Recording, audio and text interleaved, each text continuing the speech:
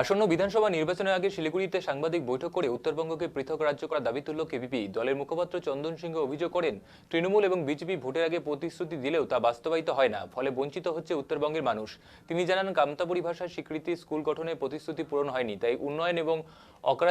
অধিকার নিশ্চিত করতে পৃথক রাজ্য গঠনের দাবি করেন তিনি এবং কেপিপি ভোট দেওয়ার জন্য আহ্বান জানায়। এদিন মাটিকাড়া নকশালবাড়ি তৃণমূল প্রার্থী শঙ্কর মালাকারের এসসি সার্টিফিকেট নিয়েও জালিয়াতির অভিযোগ তোলেন কেপিপি, যদিও এই বিষয়ে প্রার্থীর তরফে এখনো পর্যন্ত কোনো প্রতিক্রিয়া মেলেনি।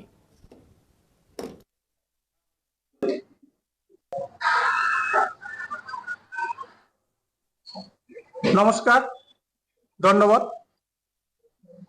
আজি কামতাপুর প্রগ্রেসিভ পার্টি কেন্দ্রীয় কমিটির পক্ষ থাকি আমার শিলিগুড়ি জার্নালিস্ট ক্লাবত সাংবাদিক সম্মেলন। তার একটাই কারণ, আমরা আলাদা কামতাপুর রাজ্য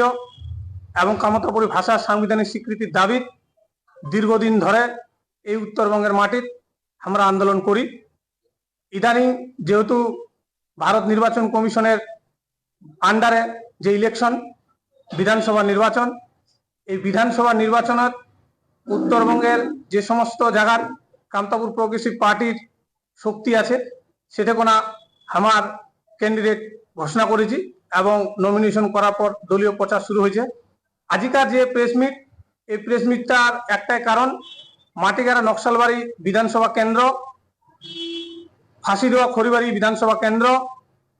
ফুলবাড়ি ডাবগ্রাম বিধানসভা কেন্দ্র, এই তিনটা কেন্দ্র আমরা কামতাপুর প্রগ্রেসিভ পার্টি কেন্দ্রীয় কমিটির পক্ষ থেকে কেএসডিসি কামতাপুর স্টেট ডিমান্ড কাউন্সিলের যে প্রার্থীগুলো আছে সেই প্রার্থীগুলো আমরা পূর্ণ সমর্থন জানাচ্ছি এবং এই প্রার্থীগুলো যাতে বিপুল ভোটে জয়যুক্ত করিবার করে তার জন্য আমার যে কামতাপুরী আন্দোলন বা উত্তরবঙ্গের আপামর জনগণ আমার ভোট দেওয়ার জন্য আটুসার আবদার করার জন্য আজিকার আমার এই প্রেস মিট।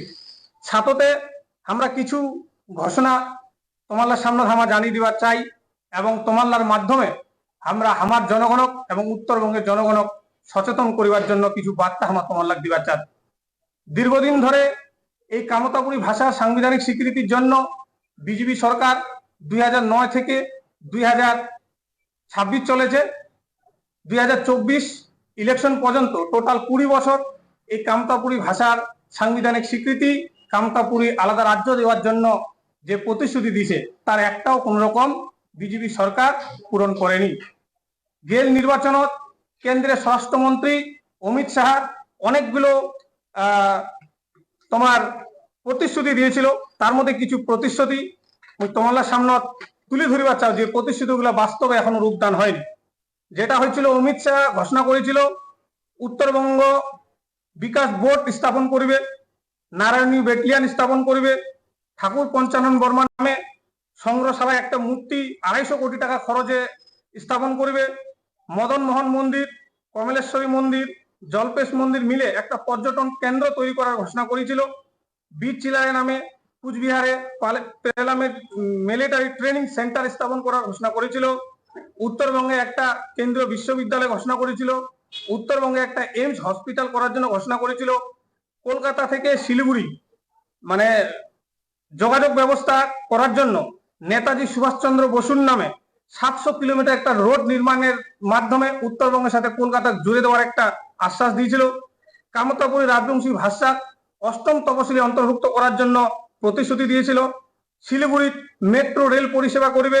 শিলিগুড়ির আইআইটি স্থাপন করবে, উত্তরবঙ্গের আন্তর্জাতিক মেগা ফুড পার্ক জোন ঘোষণা করবে,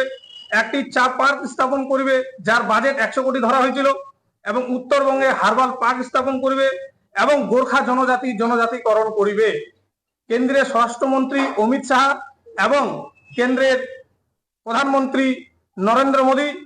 নির্বাচনী সভা আসিয়া কিন্তু কয়া গেছিল 2021 লোকসভা ভোটতেই কয়া গেছিল এবং বিধানসভা ভোটতেও কয়া গেছিল, তার একটা দাবি উত্তরবঙ্গের মানুষের জন্য পূরণ করেনি। যে দাবিগুলো আমরা